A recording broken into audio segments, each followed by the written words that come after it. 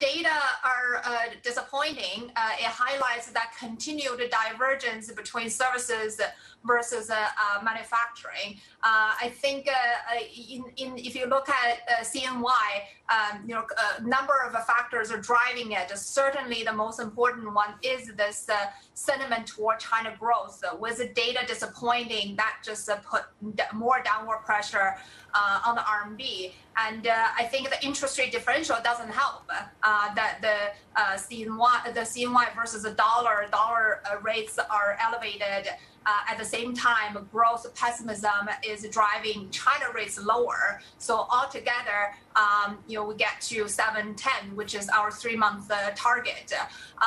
Going forward, it all depends on whether growth can turn around or bottom out, and that will be the most important driver for the direction of CNY. Indeed, but how much more downside do you project from here for the currency? Because a lot of analysts are saying that this is the tolerance that the authorities are showing to a weaker yuan is to boost exports, and so it could get weaker from here and they'd be fine. I think it could. I think for the PBOC, their primary concern is the sort of expectations. As long as it doesn't go a straight line, weaker and weaker day after another, then I think they are okay. This is market driven. If the interest rates movements or dollar movements and the China data movements, kind of the fundamentals are arguing for weaker CNY. I think the policymakers are okay with it. Again, it needs to be not a straight line.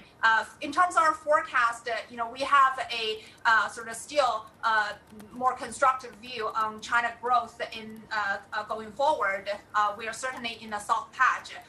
So if our view that China growth is still on track for recovery, then that's why we are forecasting 3-month forecast to 710. But after that, we're expecting a modest amount of appreciation of CNY versus the dollar.